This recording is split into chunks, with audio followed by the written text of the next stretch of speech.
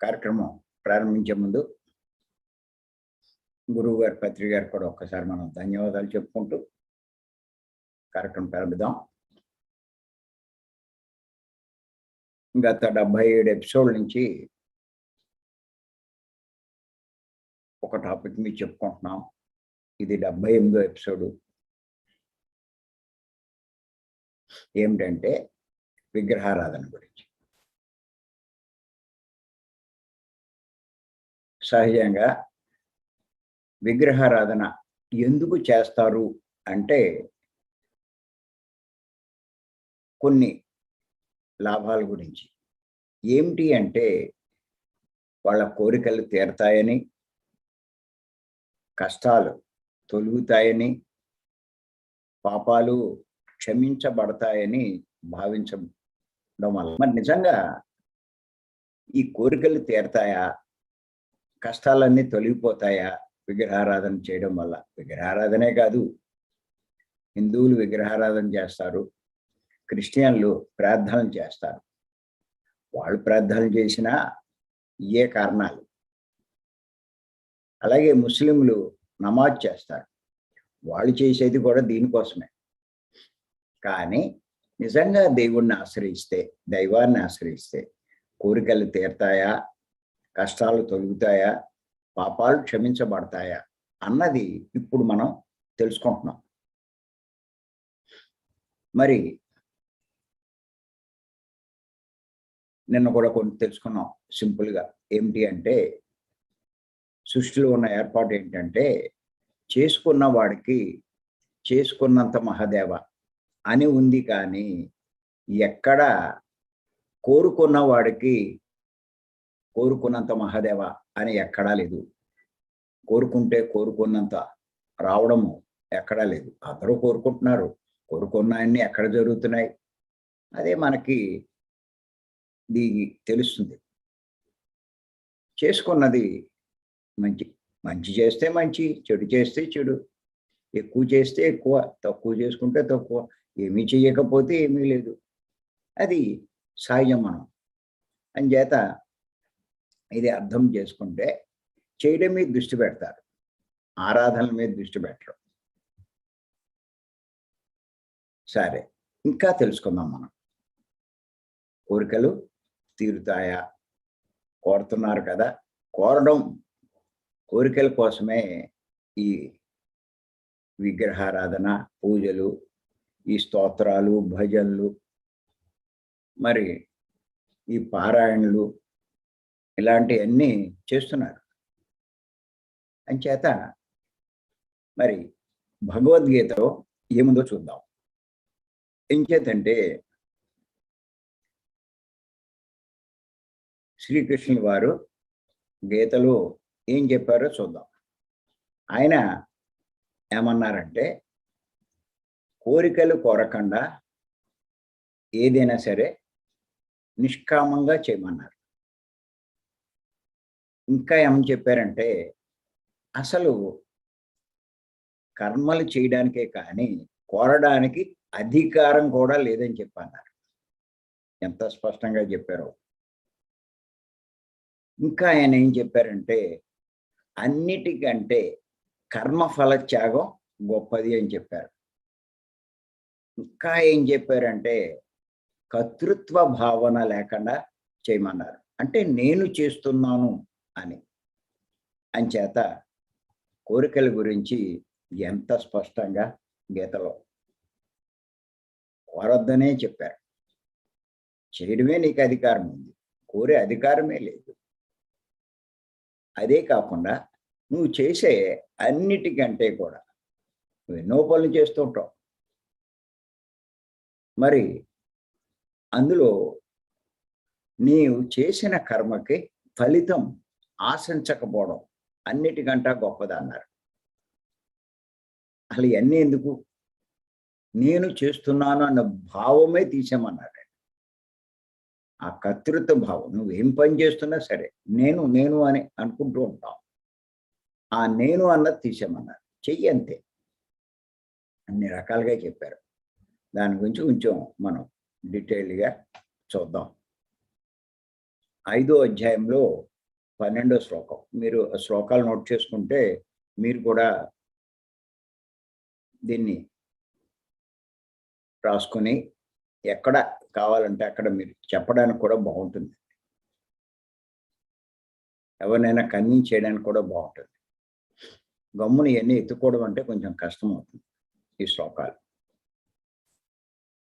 ఈ 5వ అధ్యాయంలో 12వ శ్లోకం ఏంటంటే, యుక్తః కర్మఫలం త్వక్తా శాంతి మాప్నోతి నైష్టికం, అయుక్తః కామకారేణ ఫలే సక్తో నిబధ్యతే అని చెప్పి ఈ శ్లోకం.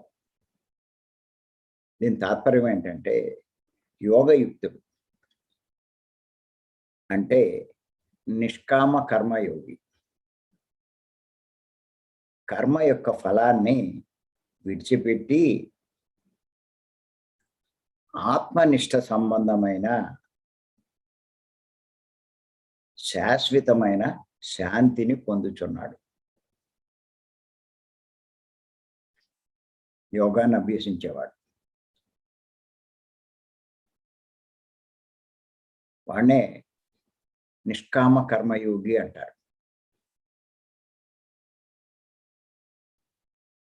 ఫలితం ఆశించడు చేసే పనికి. వాడొక కార్యక్రమం నిర్వహిస్తాడు, ఎంతమంది వచ్చారా అన్నది చూడడం. ఓ పని చేస్తూ ఉంటాడు, అది సక్సెస్ అవుతుందా లేదా వాడికి అనవసరం, అలా చేసుకుంటూ పోతాడు. అంతే, చేయడం మీదే దృష్టి పెడతాడు. తాను చేసేది సరైందా కాదా అన్నది ఆలోచిస్తాడు. అది సరైనది అవుతే దాన్ని చేస్తాడు, ఇంకా దాని రిజల్ట్ వాడు చూడ్డాడు. అటువంటి వాడు శాశ్వతమైన శాంతిని పొందుచున్నాడు. శాంతిని పొందుతారు వాళ్ళు. అరే ఈడు కార్యక్రమం పెట్టాడు, ఓ 100 మందో 200 మందో వస్తారని ఎక్స్పెక్ట్ చేశాడు. తీరా చూస్తే 50 మంది వచ్చారు. ఎంత నిరుత్సాహపడతాడు. ఆడు 2-3 రోజులు శాంతి ఉండదు వాడికి. ఇలా అయిందేటి, నేను ఇంత కష్టపడ్డానే, ఇంత ఖర్చు పెట్టానే, ఇలా ఉంటారు. కానీ దాని ఫలితం మీద దృష్టి పెట్టకుండా నేను చేయవలసింది చేస్తున్నాను, సృష్టిలో ఏది జరగాలో అది జరుగుతుంది, ఇంకా అది నాకు సంబంధం లేదు, చేయవలసింది చేస్తున్నానా లేదా అన్నదే లెక్కేసుకుంటాడు వాడు. అటువంటి వాడికి నిరుత్సాహం రాదు, దాని గురించి ఆందోళన చెందడు. ఎంతమంది వచ్చినా వాడేం దాన్ని పట్టించుకోడు. అలా ప్రతి విషయంలో కూడా. ఇది ఊరికే ఎగ్జాంపుల్, ఎన్నో ఎగ్జాంపుల్స్ ఉన్నాయి. మనం చేయవలసింది చేస్తాం, అది సక్సెస్ అయిందా లేదా అది మనకు అనవసరం. చూసుకోండి మీరు ఏదైనా సరే, ఇందులోకి వచ్చిన తర్వాత చాలా చాలా చేస్తూ ఉంటారు. అలాగే ఇంకొకళ్ళు చేసే దాంతో మనం కంపేర్ చేసుకోకూడదు. మనం మన స్థాయిలో మనం ఎంత చేయగలమో అంతే చేయాలి. ఒకళ్ళతో మనకు సంబంధం లేదు. అలా చేసుకు వెళ్తే మరి వాడు శాంతిని పొందగలుగుతాడు. కానీ యోగయుక్తుడు కానివాడు, ఈ యోగాభ్యాసం అది చేయనివాడు, ఈ జ్ఞానం బాగా చేయనివాడు, ఆశచే ప్రేరితుడై కర్మ ఫలంలో ఆసక్తి కలిగి బద్ధుడవుతూ ఉంటాడు.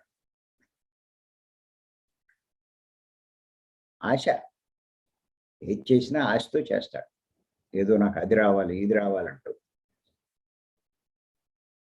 అంచేత వాడు బద్ధుడవుతాడు అని చెప్పి ఈ శ్లోకం. మరి అలాగే 3వ అధ్యాయంలో 25వ శ్లోకం. ఇది కూడా నోట్ చేసుకోండి మీరు. అన్నీ ఓ చోటకి చేర్చుకోవాలి మీరు. సక్తాః కర్మణ్యే విద్వాంసో యథా కుర్వంతి భారత కుర్వాద్విద్వాం తదాసక్తిశ్చ కీర్షుర్లోక సృజాహం. అంటే ఓ అర్జున, ఆత్మజ్ఞానులు కర్మలందు తగులుకొని అజ్ఞానులు, ఆత్మజ్ఞానులు కాదు అజ్ఞానులు, అర్జున అజ్ఞానులు కర్మలందు తగులుకొని ఫలాపేక్షతో, ఫలం కోసం ఏ ప్రకారం చేయుచున్నారో అలా ప్రతిఫలం కోరుతూ చేసేవాళ్ళంతా కూడా అజ్ఞానులు. చాలా స్పష్టంగా చెప్పాడు ఆయన. అజ్ఞానులు కర్మలందు తగులుకొని ఫలాపేక్షతో ఏ ప్రకారం చేయుచున్నారో ఆ ప్రకారమే జ్ఞానులు వాని యందు తగులు కొనక, జ్ఞానులు వాని యందు తగులు కొనక ఫలాశక్తి రహితులై లోక కళ్యాణం నిమిత్తం కార్యాలు ఆచరిస్తున్నారు. ఇక్కడ కూడా అజ్ఞాని లక్షణము, జ్ఞాని లక్షణం ఇక్కడ చెప్పడం జరిగింది. ఈ శ్లోకం శ్రీకృష్ణుల వారు.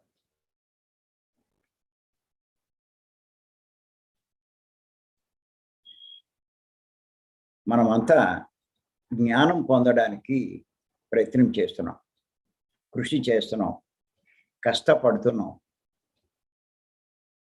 ఇంత ఉదయాన్నే లేచి ఇవన్నీ ఎందుకు చేస్తున్నాం? జ్ఞానం పెంచుకోవడానికేగా.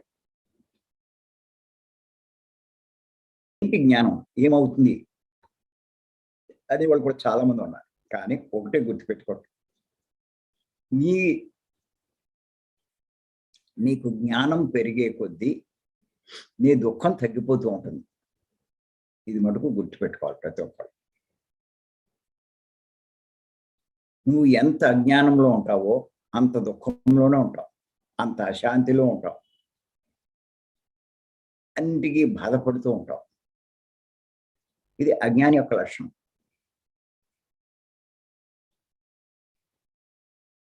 ప్రతి చిన్నదానికి విలవిల్లాడిపోతూ ఉంటావు, అన్నిటికీ రియాక్ట్ అవుతూ ఉంటావు, అన్నీ నిన్నే అన్నట్టుగా చూసుకుంటావు. ఇది అజ్ఞానంలో ఉంటాయి మన యొక్క ప్రవర్తన.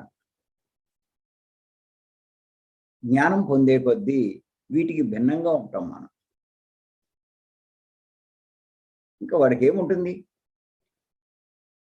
శాంతి ఉంటుంది, సంతోషంగా ఉంటాడు, ఆనందంగా కూడా జీవిస్తూ ఉంటాడు. ఇంకా అంతకన్నా జీవితం ఏంటి? నీకు కావాల్సింది కోట్ల శాంత. శాంతి లేని వాడికి ఎన్ని కోట్లు ఉన్నా దండికే. శాంతి ఉన్నవాడికి ఏమీ లేకపోయినా హాయిగా ఉంటుంది. ఇప్పుడు కోట్లు కోట్లు ఉన్నాయి. మరి ఇన్ని కోట్లు ఉంటే నిద్ర పట్టట్లేదు ఎవరికి.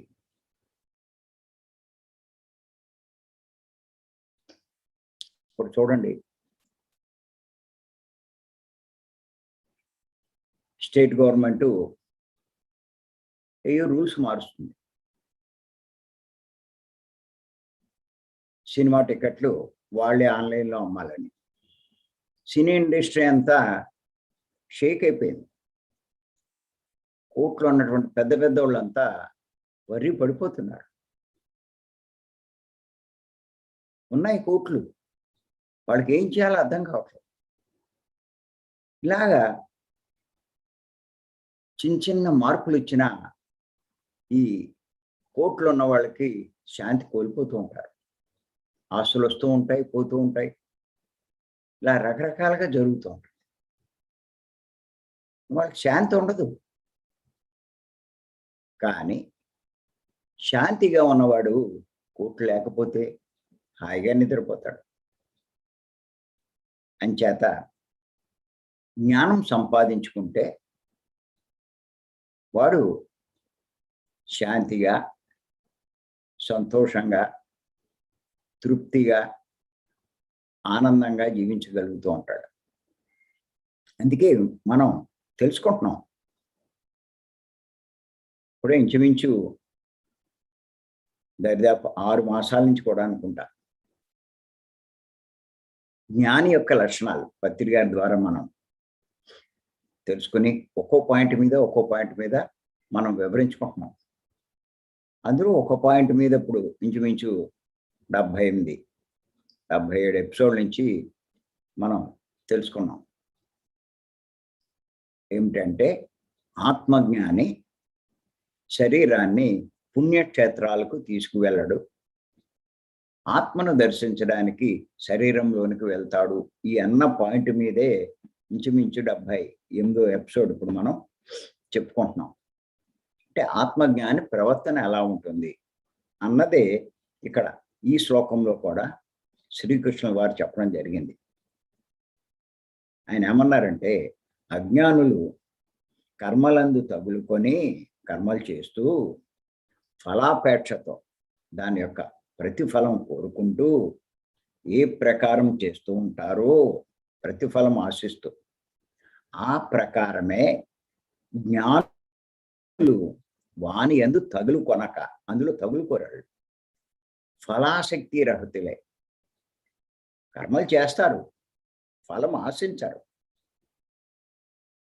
లోక కళ్యాణ నిమిత్తం కార్యాలు ఆచరిస్తూ ఉంటారు. వాడికి ఏమి అక్కల్లా, లోక కళ్యాణానికే. ఇప్పుడు పత్రికారు కూడా ఎంతో కష్టపడుతున్నారు, రాత్రి పగలు కష్టపడుతున్నారు. ఆయన చేసే పని అంతా, ఆయన చేసే కృషి అంతా లోక కళ్యాణం కోసమే, అంతేకాని ఆయన కుటుంబం కోసం, ఆయన కోసం ఏమి కానే కాదు. అసలు పట్టించుకోరు. కానీ ఏదో రకంగా వాళ్ళ జీవితము బాగానే ఉంటుంది. అంచేత జ్ఞానులు లోక కళ్యాణం కోసమే ఏదైనా చేస్తూ ఉంటారు, అంతేకాని ఆశించి ఏది చేయరు. అందుకే మనం చెప్తూ ఉంటాం, ఎందుకు ఈ సంకల్పాలు, ఎందుకు సంకల్పాలు పెట్టి జ్ఞానం చేయడం ఎందుకు, అవి ఏమీ వద్దు, కోరికలు ఏమీ వద్దు, లాభాలు ఆశించద్దు, అనుభవాలు వీటి గురించి ఇట్లా ఆశిస్తూ ఈ ధ్యానం చెయ్యొద్దు అని చెప్తూ ఉంటాం. చాలామంది ఆ క్లాసులన్నీ విని అది వస్తుందంట, ఇది వస్తుందంట అనుకుంటూ ధ్యానం చేస్తారు. ధ్యానం చేసి ఎన్నాళ్ళు చేసినా వాళ్ళకి ఆ అనుభవాలు రావు, ఆ లాభాలు కలగవు. చాలా నిరుత్సాహపడతారు. ఎన్నాళ్ళు కష్టపడి చేశాను నేను, నాకేమీ లేవు అని అడుగుతూ ఉంటారు కూడా. అంచేత అయ్యేం వద్దు, నువ్వు చేయవలసింది చెయ్యి, చేయడం మీద దృష్టి పెట్టు. నువ్వు చేయవలసింది చేస్తే రావాల్సింది ఎందుకు రాదు, జరగవలసింది ఎందుకు జరగదు, నీకు కలగవలసిన బెనిఫిట్ ఎందుకు జరగదు, అది మనం చెప్తూ ఉంటాం. చేయడం మీద దృష్టి పెట్టు, అదే మనం చెప్పేది. ఏది చేయాలో చెప్తాం, ఎంత చేయాలో అంత చెప్తూ ఉంటాం, ఎలా చేయాలో అలా చెప్తూ ఉంటాం. ఆ చేయడం కూడా సరైన ధ్యానం చేయాలి, అదే మనం చెప్పేది. సరికాని ధ్యానం అంటే ఏమిటి అంటే గుర్తుపెట్టుకోండి, ఈ గైడింగ్ మెడిటేషన్లు, ఈ మ్యూజిక్ మెడిటేషన్లు, తర్వాత పాటల మీద ఈ సంకల్ప ధ్యానాలు, లేకపోతే ఈ లాభాల కోసం ధ్యానాలు, ఇటువంటివన్నీ కూడా మనీ మెడిటేషన్లు, ఓంకార ధ్యానాలు, ఇలాంటివన్నీ ధ్యానాలు కావు. ధ్యానం అంటే కళ్ళు మూసుకోవడం కాదు, మనసును కూడా మూయాలి. ఎప్పుడైతే మనసును మూస్తారో అప్పుడు మనసును దాటి ఆత్మతో, భగవంతునితో, పరబ్రహ్మతో ఉండగలుగుతారు. వాడికి అన్నీ వస్తాయి. అడగవలసిన పని ఏంటి అసలు? నాకు ఈ సమస్య ఉంది, నాకు ఈ కష్టం ఉంది, నాకు ఈ బాధ ఉంది. దేవా నువ్వే ఆదుకోవాలి అని అడుగుతారు. మరి నీకు ఈ కష్టం ఉందన్నది ఆయనకి తెలీదా? ఓళ్ళే ఈ అడిగేది కూడా బయటికి గట్టిగా అడుగుతారా? ఆ గుడికి వెళ్ళినా, ఎక్కడెళ్ళినా, ఇంట్లో ఉండే అడిగినా బయట అడుగుతారంటే లోపల అనుకుంటారు. వీరు బయటికి చెప్తే ఆ దేవుడికి తెలుస్తుంది గాని, ఆ లోపల మనసులో అనుకుంటే ఎలా తెలుస్తుంది? అంటే అంటారు మళ్ళా, మనసులో అనుకున్నా తెలుసుకోగల శక్తి ఆయనకి ఉంది అని. మరి నీ మనసులో అనుకుంటే తెలుసుకోగల శక్తి ఆయనకున్నప్పుడు, నీకు కష్టం వచ్చిందన్న సంగతి ఆయనకి తెలీదా? కొంచెం ఆలోచించండి. ఈ విషయం ఆయన తెలుసుకోలేడా? ఈ కష్టం వచ్చిందా అన్నది. దానికి ఆయనకి చెప్పాలా? కోరాలా? ఆయన ఎంతసేపు సృష్టి నియమం ఏంటంటే, ఎంత చేసుకుంటే అంత. ఆడు చేసుకున్న దాన్ని బట్టి. అందుకే చేయడం మీద దృష్టి పెట్టండి. అదే నేను కూడా చెప్పేది. కోరడం మీద కాదు. నువ్వు కోరితే రాదు. చేస్తే వస్తది. నువ్వేమీ చేయకుండా ఊరికే కోరితే ఏమొస్తది? నువ్వు చేయవలసింది చేస్తే కోరవలసిన పని లేదు. ఆటోమేటిక్‌గా వస్తది. ఆ ఏర్పాటు ఉంది సృష్టిలో. అద్భుతమైన ఏర్పాటది. ఆటోమేటిక్‌గా జరిగిపోతుంది. అందుకే కొంతమంది ఏమీ కష్టపడకుండా ఆటోమేటిక్‌గా పెరిగిపోతూ ఉంటారు. కోట్లు సంపాదిస్తారు. కొంతమంది ఎంత కష్టపడినా సంపాదించలేరు. కొంతమంది ఉన్నాయి కూడా కోల్పోతుంటారు. కష్టపడతాడు, కానీ ఉన్నాయి పోతూ ఉంటాయి. అంటే ఇదంతా ఎందుకు జరుగుతుంది? ఇంతకుముందు చేసుకున్న దాన్ని బట్టే వాళ్ళ జీవితం. వీడు బాగా పూజలు చేస్తాడు, మొక్కుతాడు, అన్నీ చేస్తాడు వాళ్ళలాగే. కానీ వీడికి కలిసి రాదు. వాడికి కలిసొస్తుంది. పైగా అప్పుల పాలైపోతాడు. ఏంటి అంటే చేసుకున్నదే. అంచేత కోరుకోవడం కాదు, చేసుకోవడం మీద దృష్టి పెట్టండి. ఇది చాలా ఇంపార్టెంట్ పాయింట్. ఎంత స్పష్టంగా చెప్పారో శ్రీకృష్ణుల వారు. అలా కోరుకుంటూ పనులు చేసేవాడు అజ్ఞానులు అని చెప్పాడు ఆయన. మనం ఇంకా కోరికలతోటి కోరుకుంటూ మనం ఏదైనా చేస్తే మనం అజ్ఞానంలో ఉన్నట్టే. కొద్దిగా కూడా జ్ఞానం రాలేదు. ఇన్నాళ్ళ నుంచి ధ్యానం చేస్తున్నాం. ఏమొచ్చింది మనకి జ్ఞానం? ఇంకా నువ్వు ఆశిస్తున్నావా? ఇంకా కోరుకుంటున్నావా? చెయ్యి. నీకు ఏది రావాలో అది వస్తుంది. ఆ మూడో కన్ను నీకెందుకు? ఇప్పుడు నువ్వు ఏ స్థాయిలో ఉన్నావో, నీకు మూడో కన్ను అవసరమా కాదా? ఆ ప్రకృతికి తెలీదు. ఆ టైం వచ్చినప్పుడు నీకు అవసరమవుతే నేచరే నీకు ఇస్తుంది. ఆ అర్హత నువ్వు సంపాదిస్తే ఆటోమేటిక్‌గా వస్తది. నువ్వు ఇంకా ఆ అర్హత సంపాదించక, ఆ స్థితికి ఎదక్క, నువ్వు ఆ స్థితిలో లేకపోతే, నువ్వు ఎంత కోరినా, ఎంత చేసినా చచ్చినా రాదు. ప్రకృతి నీకు చెయ్యవలసింది చేస్తూ ఉంటే, ఎప్పుడు ఏది ఇవ్వాలో అది ఇస్తాది. నువ్వు అడిగేదేంటి? నా గర్జన్మలు నేను చూసుకోవాలి. నేను సూక్ష్మ శరీర యానం చెయ్యాలి. నువ్వు అనుకుంటే చెయ్యవు. ఇయన్నీ నీ వృధా ప్రయాస, వృధా శ్రమ. ఆశించవలసిన పని లేదు.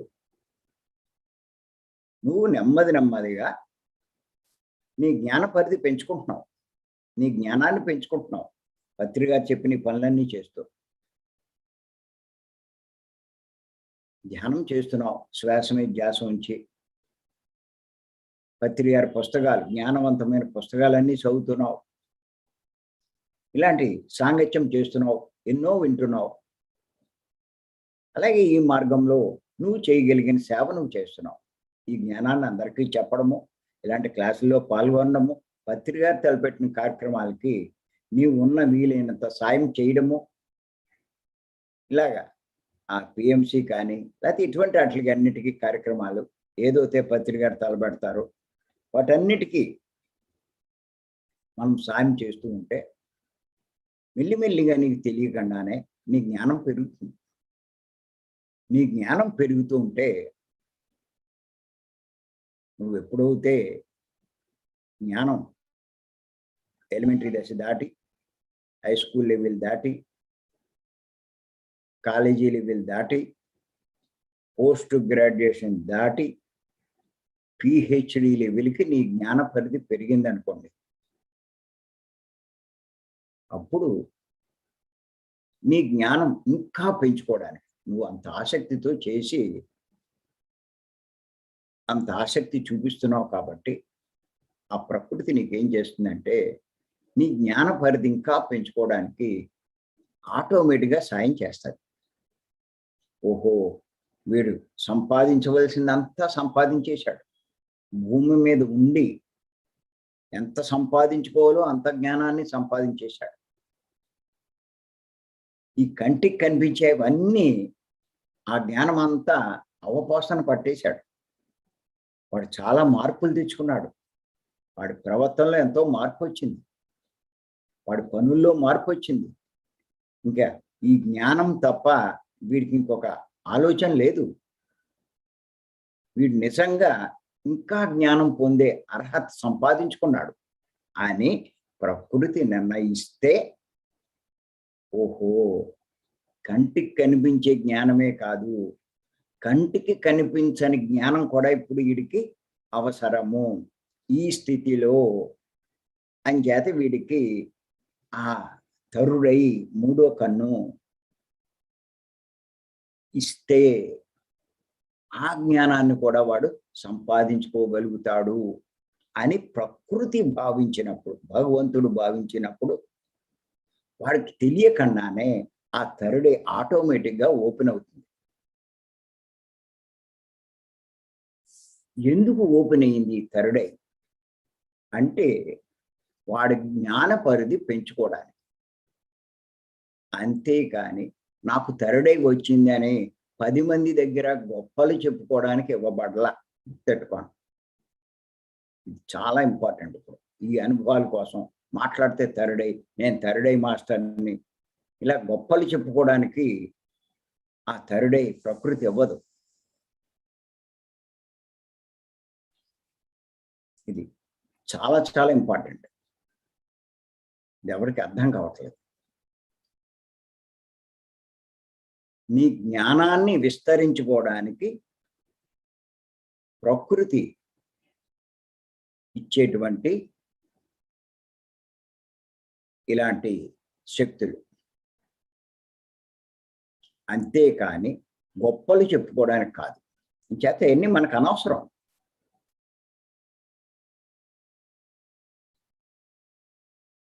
మనం చేయవలసింది చేయడమే, సంపాదించుకోవాల్సిన జ్ఞానం సంపాదించుకోవడమే. కొద్దిపాటి జ్ఞానం కూడా మనకు లేదు. మూడో కన్నా ఏం చేస్తాం? 10th పాస్ అవ్వలేదు, డిగ్రీ నీకెందుకు? ఏం చేస్తావు నువ్వు? 10th జ్ఞానమే లేదు, డిగ్రీలోకి వెళ్ళి ఏం చేస్తావు?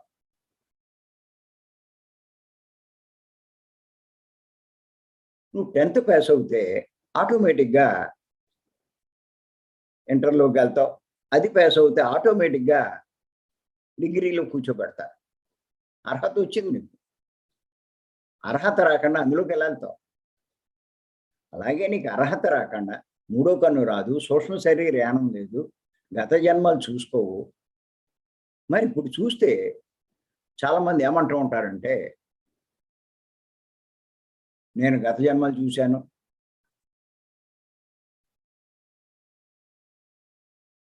నీ గురించి కూడా నేను తెలుసుకున్నాను, ఇంతకుముందు నువ్వు నా భార్యవి, మన ఇద్దరం ఎంతో కలిసి ఉన్నాం, ఇప్పుడు కూడా కలిసి ఉన్నాం, ఇలా ట్రాప్ చేస్తున్నారు. ఉన్నవాళ్ళు ఎప్పుడు అలా చెప్పరు, ట్రాప్ చేసేవాళ్ళు చెప్తారు. లేకపోతే ఇంతకుముందు పలానా వాడి గురించి కూడా వీడు చెప్పేస్తున్నాడు, వీడి గురించే వీడికి తెలియదు. ఇలా తయారయ్యారు ఇవన్నీ పట్టుకుని.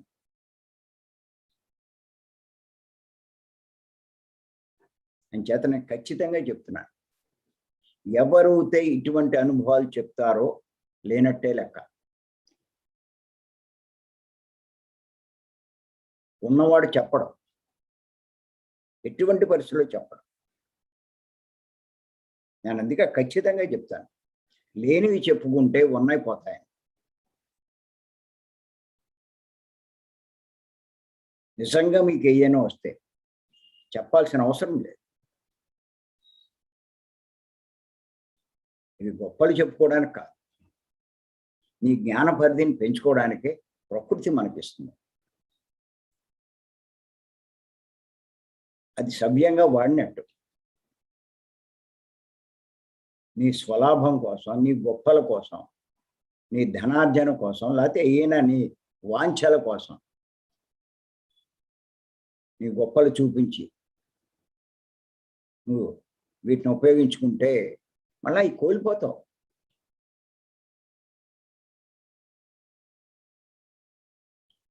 నేను ప్రాక్టికల్గా చూశాను కొంతమంది గురువుల దగ్గర, పెద్ద పెద్ద గురువులు. వాళ్ళు చాలా సంవత్సరాలు ధ్యానం చేసి గొప్ప శక్తులు సంపాదించి కొన్ని ఇవి కూడా సంపాదించుకున్నారు.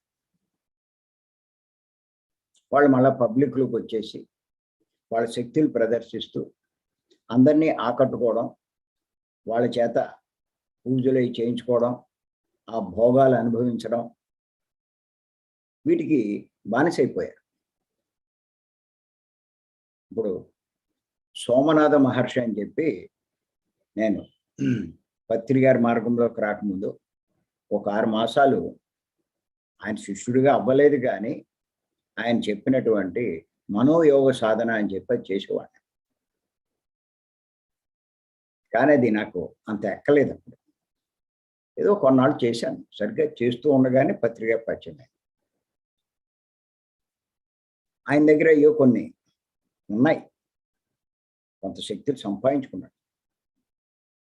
ఆయన ఏం చేసేవాడంటే, కొంచెం బాగా డబ్బు ఉన్న వాళ్ళకి, బాగా మనకి ఉపయోగపడతారు అనుకున్న వాళ్ళకి కొన్ని హీలింగ్లు చేసేవాడు. అలాగే ఆయన అమెరికా కూడా వెళ్ళాడు. వెళ్తే అక్కడ కూడా కొన్ని హీలింగ్లు చేశారు. మరి కొంతమంది ఆయనకి బాగా దాసోహం అయిపోయారు. తర్వాత కొన్నాళ్ళు ఉన్నాడు అక్కడ, వచ్చాడు. వచ్చిన తర్వాత ఆయన ఏదో కార్యక్రమం ఏదో స్టార్ట్ చేసి పెడదాం అనుకున్నాడు, స్కూలు అయ్యో. కానీ ఏమైందంటే, ఆ కోరికలు తీర్చడం, ఆ హీలింగ్లు చేయడం, ఆయన శక్తి ఖర్చు అయిపోయి మామూలు మనిషి అయిపోయాడు. ఆయనకే అర్థమైపోయింది, నేను నా శక్తి అంతా ఖర్చు పెట్టేసుకున్నాను సంగతి. శక్తి ఉన్నవాడికి శక్తి పోయిందా లేదా అన్నదానికి ఆడికే తెలుస్తుంది.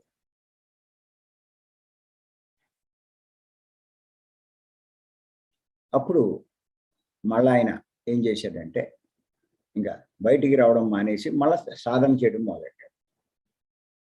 ఏదో వారానికో 10 రోజులకో కాసేపు కనపడడం, లోపల పోవడం. నాకు అర్థమైంది అప్పుడు.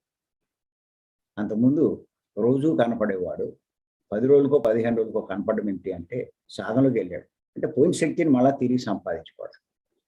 తర్వాత కొన్నాళ్ళకి కాలం చేశాడు అంటే శరీరాన్ని వదిలిపెట్టేశాడు. స్పష్టంగా చూశాను, అలా ఎంతో మందికి జరిగింది.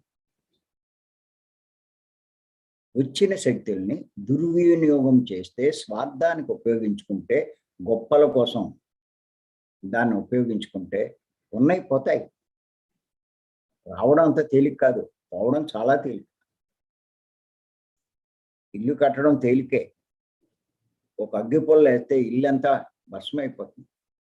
50 అంతస్తుల బిల్డింగ్ కూడా బూడిదైపోతుంది. 50 అంతస్తులు కట్టాలంటే ఎన్ని సంవత్సరాలు కష్టపడాలి, ఎన్ని కోట్లు ఖర్చు పెట్టాలి. అలాగే ఇటువంటి అనుభవాలన్నీ సంపాదించడం చాలా కష్టం. వచ్చినా సరే, మీకు ఉన్నా సరే చెప్పద్దు, గొప్పల కోసం పోవద్దు. అది నేను చెప్పేది. ఇంత చేస్తూ ఉంటే మీ స్థాయి పెరిగి, మీ జ్ఞాన పరిధి పెరిగి, మీరు అర్హత సంపాదిస్తే ఇవ్వబడతాయి, ఇవ్వబడకుండా ఉండవు. వాటి కోసం ధ్యానం కాదు. ప్రకృతికి తెలుసు, ప్రకృతికి తెలియదంటూ ఏదీ లేదు. ప్రకృతే భగవంతుడు. ఎవరెవరు ఏం చేస్తున్నారో, ఎవరెవరికి ఏం కావాలో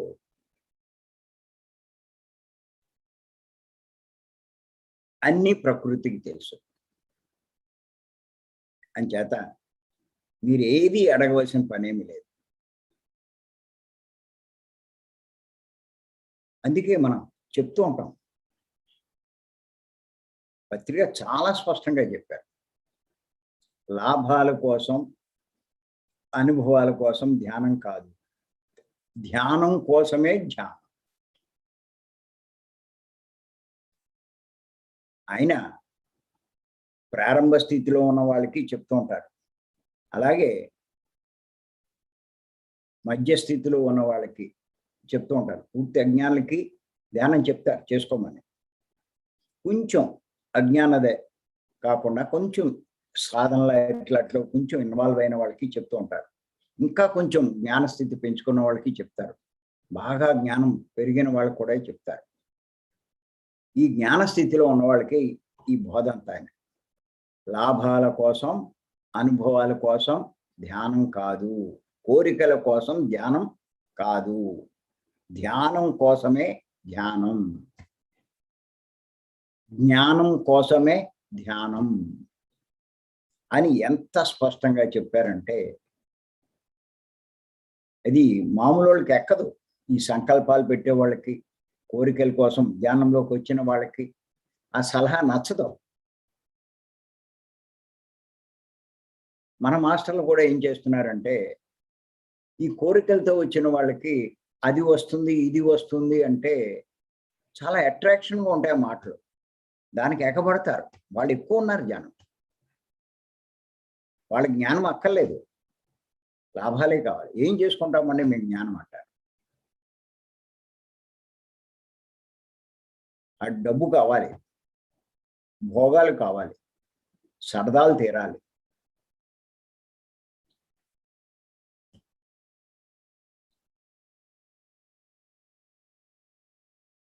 వాళ్ళకి ఇవన్నీ అవసరం లేదు. వాళ్ళని క్యాష్ చేసుకుంటారు మనలో కొంతమంది మాస్టర్. పత్రి గారు చెప్పింది చెప్పరు, పత్రి గారు చెప్పింది వీళ్ళకి అర్థం కాదు, వాళ్ళకి అర్థం కాదు. ఎన్నో సందర్భాల్లో చెప్పారు. నాకు అసలు ఏ మూడో కన్ను అనుభవం లేదు, ఏమీ లేదు అంటారు ఆయన. లేకపోవడం ఏంటి, ఉన్నా కూడా లేదంటారు. నేను చాలాసార్లు అబ్జర్వ్ చేశాను. కొన్ని విషయాల్లో ఆయన యొక్క శక్తిని ప్రదర్శించేవాడు. ప్రదర్శిస్తే వీళ్ళు కనిపెట్టేవారు. ఆయన కాబట్టి ఇవన్నీ చేయగలిగాడు, ఇవన్నీ తెలుసుకోగలిగాడు, ఇవన్నీ చేస్తున్నాడు అని చెప్పి. ఎప్పుడైతే ఆయన దగ్గర ఈ శక్తులు ఉన్నాయని ఇక్కడ మన జనాలు పసిగట్టారని ఆయన గ్రహించాడో వెంటనే ఏదో పిచ్చి పని చేసి నేను మీలాంటి వాడినే అని చెప్పి ఆ పని వల్ల అందరికీ అలా మళ్ళా అనుకునేటట్టు చేస్తాడు. శక్తి ఉన్నా లేనట్టుగా వ్యక్తమవుతూ ఉంటుంది. ఏ ఆడవాళ్ళ మీద చెయ్యడమో, ఆయన కొట్టడమో, ఏంటి తిట్టడమో ఇలాంటివి చేస్తే ఏంటి ఇంత గొప్ప స్వామీజీ అంటారు, అలా చేస్తున్నాడు ఇలా చేస్తున్నాడు అని చెప్పి చాలామంది వెనకపోతారు. ఇదేం గురువురా అనుకుంటారు, మళ్ళీ మామూలు మనిషి అనుకుంటారు. అలా ఉంటుంది ఆయన ప్రవర్తన. ఆయన శక్తి ఎక్కడా బయటపడినవాడు. ఇది అర్థమైన వాడు ఆయన వదలడు. ఆయన ప్రదర్శించినా ప్రదర్శించకపోయినా ఆయన గొప్పతనం అర్థమైన వాడు ఆయన వదలడు. ఎంత జ్ఞానం బోధిస్తున్నారు ఆయన, అది చాలదు మీకు? ఎవరు చెప్పగలుగుతున్నారు ప్రపంచంలో ఇంత సులువుగా ఇంత గొప్ప జ్ఞానాన్ని? మనకు కొంచెం జ్ఞానం ఉంటే ఆయన యొక్క గొప్పతనం అర్థం. మరి ఇప్పుడు ఆయన ఎన్ని కార్యక్రమాలు ఏమీ లేకుండా గొప్ప గొప్ప ప్రాజెక్టులు నిర్మింప చేస్తున్నారు. ఛానల్ని స్టార్ట్ చేసి ఇంత సక్సెస్ఫుల్గా రన్ చేయగలుగుతున్నారు అంటే అసమాషయ పిఎంసిని.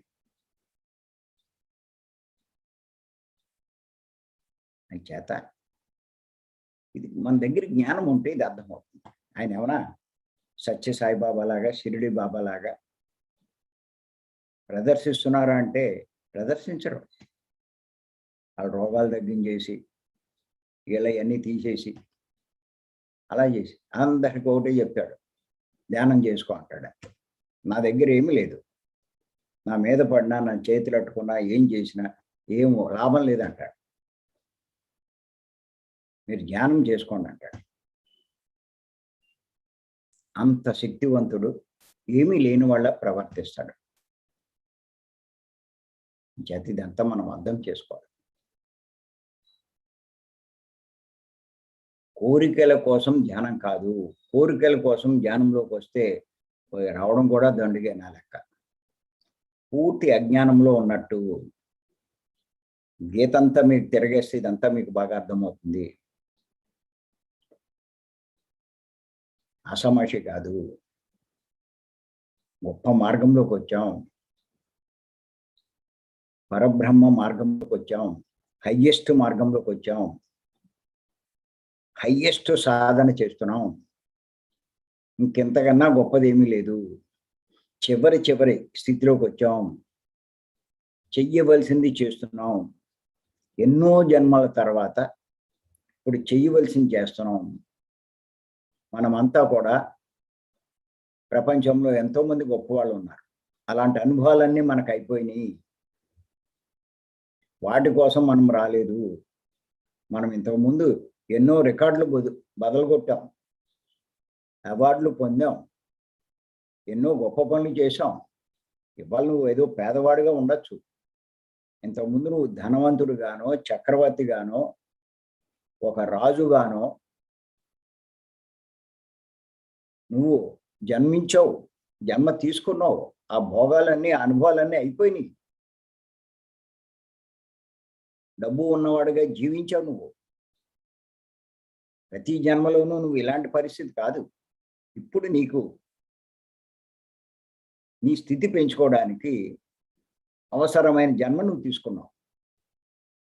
అంతే తప్ప ఎవరెవరికైతే ఉన్నాయి నాకు లేవని నువ్వు అనుకుంటున్నావో ఆ జన్మలన్నీ మనకు అయిపోయినాయి. ఇంకా వాటి కోసం మనం రాలేదు. మనం చేయవలసిన దాని మీద దృష్టి పెట్టండి. అది లేదు, ఇది లేదు, నా బతుకు ఇలా అయిపోయింది, అలా అయిపోయింది, ఇది కాదు మనకు కావాల్సింది. ఇప్పుడు ఏంటి మనం పొందాల్సింది ఏంటి? దాని మీద దృష్టి పెట్టండి. ఇంచేతే నేనేంటి, మా మేడం ఏంటి, ఖచ్చితంగా చెప్తాం. కోరికల కోసం చెయ్యొద్దు, నిష్కామంగా చెయ్యండి. మీ పని చెయ్యడమే.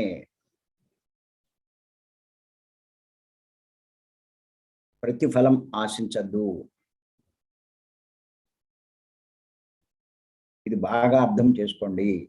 ఆరాధనలన్నీ అయిపోయినాయి, మన స్టేజీ సాధనలో పడ్డాం.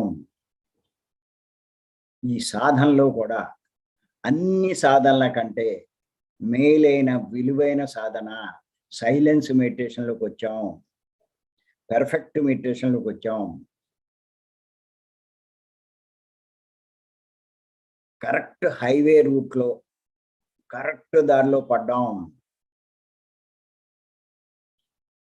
ఇంకా గమ్యం చేరుకోవడం పెద్ద సమయం ఏం పట్టదు, చాలా తేలిక. గతికుల రోడ్లు పోయినాయి, వంకర టెంకర రోడ్లు పోయినాయి, అయోమయం అంధకారం ఆ రోడ్లన్నీ పోయినాయి. ఒకటే స్ట్రైటు, ఇంకే గొడవ లేదు మనకి. హాయిగా మనం చేసే పనులన్నీ చేసుకోవడమే. చూసుకోండి, సంసారాన్ని చూసుకోండి, అన్నీ చేయండి. ఈ సాధన వదిలిపెట్టకండి.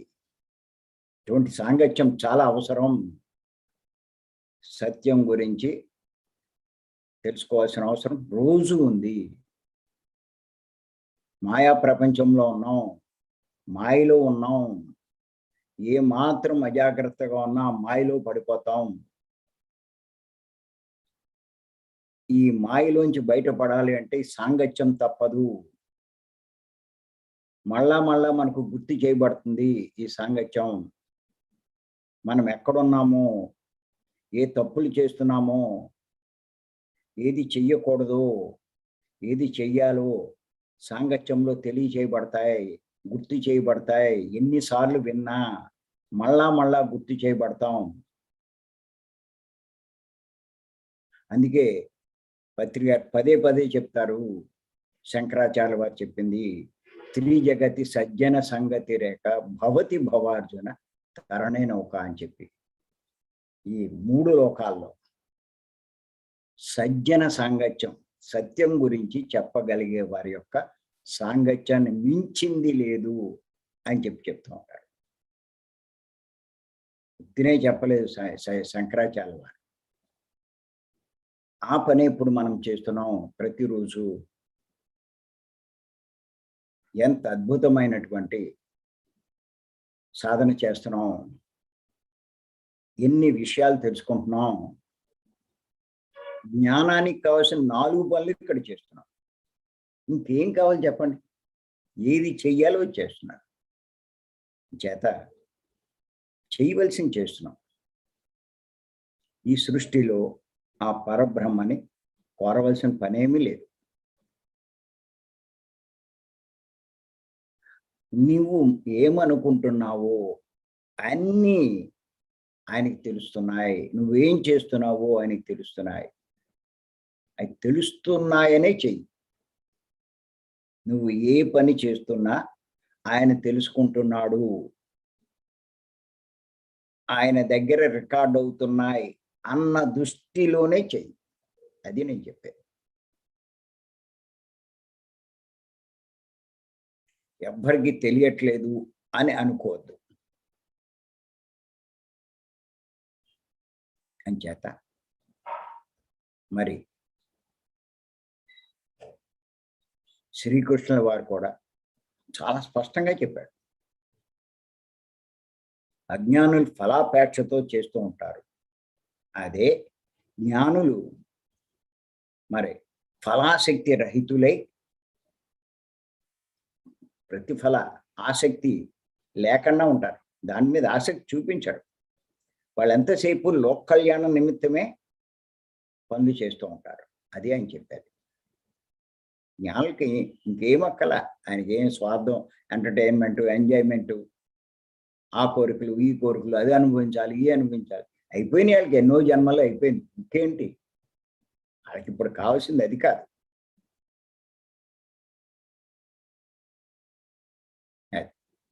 చేత గుర్తుపెట్టుకోండి,